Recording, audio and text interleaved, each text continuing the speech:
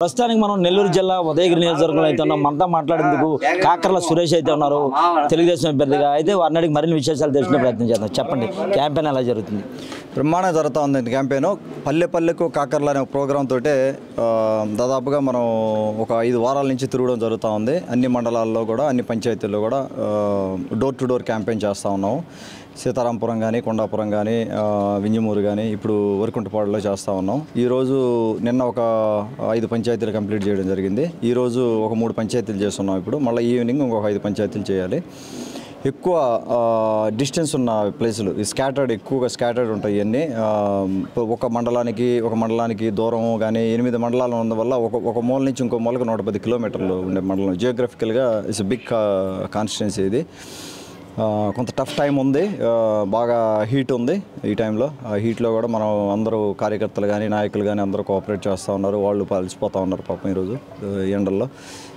మనకి ఇంక ఎలక్షన్ దగ్గర పడుతున్నాయి కాబట్టి అందరితో తిరగడం జరుగుతుంది. ప్రతి ఇంటికి కూడా వెళ్ళి సమస్యలు తెలుసుకోవడం జరుగుతుంది. అయితే ఎటువంటి సమస్యలు వస్తున్నాయి, ఆ సమస్యలను ఏ దిశగా మీరు పరిష్కారం చెందుతారు?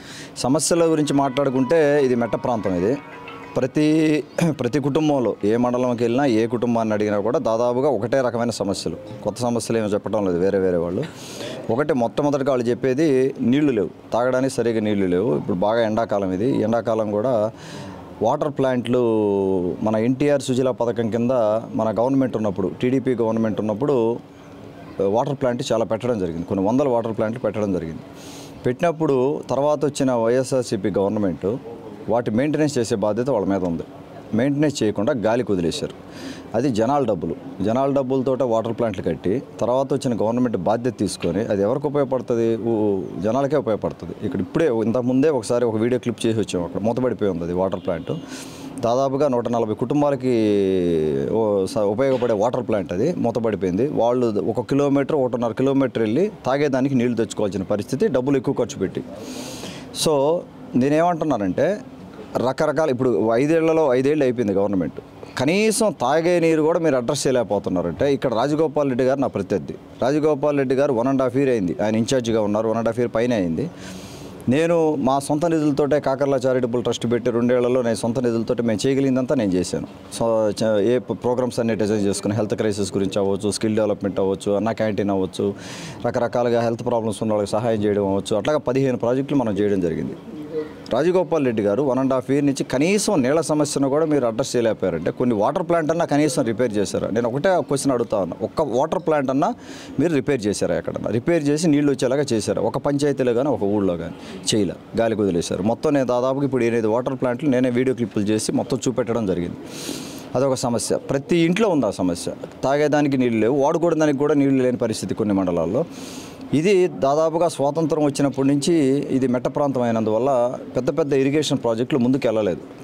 కొంత జరిగింది, కొంత ప్రయత్నం అయితే జరిగింది, కానీ అవి అనుకున్న స్థాయిలో ముందుకు వెళ్ళలేదు. వెలుగొండ ప్రాజెక్టు, పెద్దిరెడ్డిపాలెం రిజర్వాయర్ అవ్వచ్చు, అలాగే సోమశల హైకెనాల్ అవ్వచ్చు, ఇక్కడ మన వింజమూరు కానీ సమ్మర్ స్టోరేజ్ ట్యాంక్స్ కానీ, ఏ చెరువులు కానీ అక్కడక్కడ చెరువులు చేయించాల్సిన పరిస్థితి ఉంది. కొండల మీద పడే నీళ్ళు సీతారాంపురంలో సీతారాం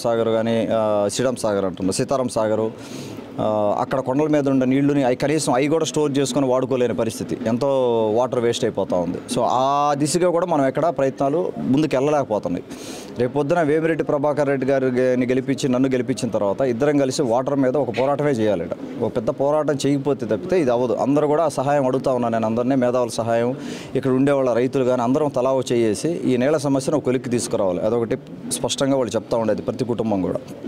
అంటే మీతో పాటు తెలుగుదేశం టికెట్ ఆశించి భంగపడ్డారు బొల్లినేని రామారావు. ఆయన మీకు ఎన్నికల్లో పూర్తిగా సహకరిస్తారంటారా? బొల్లినేని రామారావు గారు ఆశీర్వాదం తీసుకోవడం జరిగిందండి. నెల్లూరులో కలిసాము, మళ్ళీ మొన్న హైదరాబాద్లో కూడా కలిసాము. నాకు ఎటువంటి డౌట్ లేదు, రామారావు గారు వచ్చి మనకు క్యాంపెయిన్లో కూడా పార్టిసిపేట్ చేస్తారు.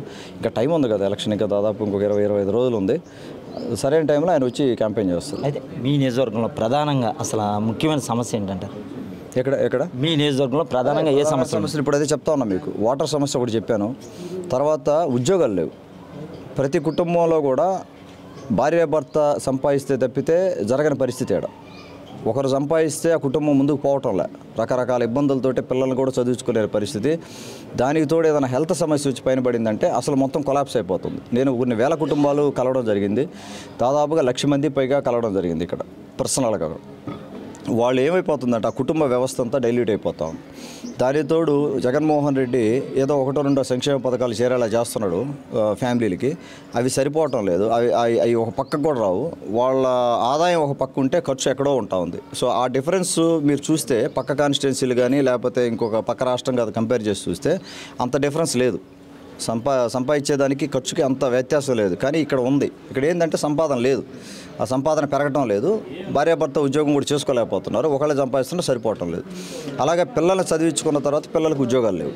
ఏ పిల్లల్ని డిగ్రీ చదివించినా ఏం చదివించినా బీటెక్ చదివించినా ఉద్యోగం ఉంటే పరిస్థితి లేదు. అక్కడ క్యాపిటల్ లేకుండా చేశారు మన ఆంధ్రాలో. 3 ముక్కలాటి మొత్తం నాశనం చేసి పెట్టారు. మొత్తం అమరావతి అంతా అది మొత్తం దాన్ని ఇప్పుడు మళ్ళీ రీకన్స్ట్రక్ట్ చేసి ట్రాక్లో పెట్టాలంటే ఎంతో ఖర్చుతో కూడుకున్న పని.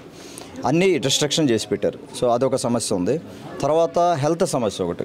హెల్త్ ఏమైపోయిందంటే 8 మండలాల్లో ప్రివెంటివ్ హెల్త్ కేర్ అనేది లేదు. అంటే ముందుగా రాబోయే జబ్బులను గుర్తించి వాళ్ళకి టెస్టింగ్ చేసి ఇదిగో మీకు ఈ జబ్బు ఉంది, మీరు మెడిసిన్ వేసుకోవాలి అని చెప్పితే చాలా జబ్బుల్ని మనం ఆపచ్చు, ఎక్స్టెండ్ చేయొచ్చు. అది లేదు, ప్రివెంటివ్ హెల్త్ కేర్ లేదు. మేము దానికి ఎన్టీఆర్ సంజీవని ఆరోగ్య రథం వాడి దాదాపు 29,000 మందిని టెస్ట్ చేయడం జరిగింది. ఎంతోమందికి మీకు షుగర్ ఉందా, మీకు డయాబెటిక్ అని, లేకపోతే మీకు బీపీ ఉందనో, లేకపోతే మీకు పలానా సమస్య ఉందో, కిడ్నీ సమస్య రాబోతుంది, మీరు ముందు అలర్ట్గా ఉండాలి, మీరు ఫుడ్ స్టైల్ మార్చాలి, లేకపోతే ఏదో ఒకటి చేయాలి, మెడిసిన్స్ వేసుకోవాలని చెప్పడం జరుగుతుంది. ఆ వ్యవస్థ లేదు ఇక్కడ. తర్వాత ఎమర్జెన్సీని హ్యాండిల్ చేసే వ్యవస్థ అసలు లేదు. ఎక్కడన్నా ఒక చోట అయితే నేను మీకు ఇందాక చెప్పినట్టుగా 110 కిలోమీటర్స్ ఒక పాయింట్ నుంచి ఒక పక్క పాయింట్కి ఉంటుంది. ఎవరికన్నా ఏదైనా స్ట్రోక్ వస్తే నెల్లూరుకో లేకపోతే ఆత్మకూరుకో ఎక్కడికైనా వెళ్ళాలంటే ఊపిరిపోతూ ఉంది ఈ లోపల. సో ఆ ఎమర్జెన్సీ హ్యాండిల్ చేసే వ్యవస్థ పెంచాలి. హాస్పిటల్స్ బెడ్ సౌకర్యం పెరగాలి. ఎమర్జెన్సీ హ్యాండిల్ చేసే వ్యవస్థను పెంచుకోవాలి. ఇక్కడ వీలైనంత వరకు కనీసం కొన్ని ఎమర్జెన్సీస్ అన్న మనం అడ్రస్ చేయగలగాలి మండలాల్లో. అదొకటి. స్కిల్ డెవలప్మెంట్ సెంటర్స్ ప్రతి మండలాల్లో పెట్టి వీలైతే ఒక మండలానికి ఒకటో రెండో ఎన్ని వీలైతే అని స్కిల్ డెవలప్మెంట్ సెంటర్ పెట్టి ఆడపడుచులు స్కిల్స్ పెంచి యూత్ స్కిల్స్ పెంచి వాళ్ళు దేంట్లో అయితే ఉద్యోగాలు వస్తాయో అవి చేయాల్సిన బాధ్యత ఉంది. ప్రతి కుటుంబం కోరుకునేది ఈ మేజర్గా సమస్యలు. మేము ఆ వైపుగా దృష్టి సారించి రేపొద్దున పరిశ్రమలు పెట్టడం కానీ, నా పర్సనల్ నెట్వర్క్ వాడుకొని, నా పర్సనల్ ఇండస్ట్రియలిస్ట్ ఫ్రెండ్స్ తోటే మాట్లాడుకొని కొన్ని ఇండస్ట్రీస్ తీసుకొచ్చి ఇక్కడికి ఉద్యోగాలు కల్పించాలనేది మా ప్రధాన కర్తవ్యం. ముందు నెక్స్ట్ ఇమీడియట్గా చేయబోయేది అది మనం. సో ఈ ఓవరాల్గా నేను చెప్పిన సమస్యలన్నీ ప్రతి కుటుంబంలో ఉన్నాయి. అలా కాకుండా ఇంకా మీరు ఇన్ఫ్రాస్ట్రక్చర్ వైజ్ చూసుకుంటే రోడ్లని, లేకపోతే డ్రైనేజ్ సరిగా లేవని, లేకపోతే ఇంకోటి ఏదో ఈ ఇన్ఫ్రాస్ట్రక్చర్ రిలేటెడ్ ఇష్యూస్ చాలా ఉన్నాయి. అవి చాలా వరకు చేయొచ్చు, అడ్రస్ చేయొచ్చు. అది మనకు తెలుగుదేశం గవర్నమెంట్ 2 సార్లు ఉన్నదేట. అంతకుముందు విజయరామరెడ్డి గారు ఒకసారి బండి గుర్తు మీద గెలిచారు. దాదాపుగా మనకు పార్టీ పెట్టిన తర్వాత 40 ఏళ్లలో 15 ఏళ్లే మన గవర్నమెంట్ ఉన్నది. ఇక్కడ టీడీపీ 25 సంవత్సరాలు వేరే వాళ్ళకి అవకాశం ఇవ్వడం జరిగింది. మేము అందుకని అందరికీ విజ్ఞప్తి చేస్తా ఉన్నాను, ఒక్కసారి ఆలోచన చేయమంటా ఉన్నారు. ఎంతోమందికి అవకాశాలు ఇచ్చారు. ఈ రోజున వేమిరెడ్డి ప్రభాకర్ రెడ్డి గారు కానీ నేను కానీ ప్రత్యక్ష రాజకీయాలకి ఫస్ట్ టైం వచ్చాము. సర్వీస్ బేస్డ్ ఇండస్ట్రీ నుంచి వచ్చిన వాళ్ళం, రాజకీయాల్లో ₹1 ఆశించి వచ్చిన వాళ్ళం కాదు. ఒకసారి అవకాశం ఇవ్వండి. 5 సంవత్సరాలు డెఫినెట్గా ఉదయగిరి రూపురేఖలు మార్చడానికి ఒక అడుగైతే వేస్తాం, అందులో డౌటే లేదు. అదొకటి నేను నిర్ణయించుకుంటాను. అయితే ఇప్పటికే పథకాల పేరుతో వైసీపీ ముందంజలో ఉంది. అయితే దాన్ని ఎలా మీరు అడ్డుకట్ట వేస్తారు? నాకు ఇక్కడ ఎక్కడ ముందంజ నాకు కనపడటం లేదు. ఇక్కడ ముందంజ అని వాళ్ళు మొత్తం ప్యాకప్ అయిపోయింది. ఈ రోజున ఉదయం కూడా ఒక వింజమూరులో ఉండేది 12 మంది ఎంపీటీసీలు. 12 మంది ఎంపీటీసీలు ఆల్రెడీ 8 మంది వచ్చి ఉన్నారు. ఇప్పుడు 9వ మంది ఇంకొక ఎంపీటీసీ కూడా ఈరోజు కోఆప్షన్ ఎంపీటీసీ అని ఒక ఆయన ఉన్నారు. ఆయన కూడా మార్నింగ్ జాయిన్ అవ్వడం జరిగింది. మైనారిటీ సోదరుడు ఆయన కూడా వచ్చేసాడు. దాదాపుగా మొత్తం అంతా వైసీపీ నాయకత్వం అంతా ఇటు చూస్తూ ఉంది. ఇంకొక వారం రోజుల్లో ఇంకా వలసలు చాలా ఉన్నాయి. మేము గెలుస్తాం, దాని గురించి మాట్లాడటం లేదు. మెజారిటీ గురించి ట్రై చేస్తున్నాం. ఎంత వచ్చే ఎన్నికల్లో ఎంత మెజారిటీతో మీరు గెలుస్తారు? మెజారిటీ గురించి నేను ఇప్పుడు చెప్పను, ఇంకొక 2 వారాలు పోయిన తర్వాత చెప్తాను. మెజారిటీ ఎంత తెచ్చుకోవాలనే దిశగా వెళ్తా ఉన్నాం. మేము ఉదయగిరి కోట మీద తెలుగుదేశం పార్టీ జెండా ఎగరబోతుంది, దాన్ని ఎవరూ ఆపలేరు. అయితే వచ్చే ఎన్నికల్లో తెలుగుదేశం కూటమి గెలుస్తుందని, చంద్రబాబు కూడా ముఖ్యమంత్రి అవుతారని, ఉదయగిరి కోట మీద తెలుగుదేశం జెండా వేస్తానని ఎక్కడైతే ఈయనైతే మనతో చెప్పడం జరిగింది. కెమెరామెన్ చందుతో పొండరి, నెల్లూరు జిల్లా.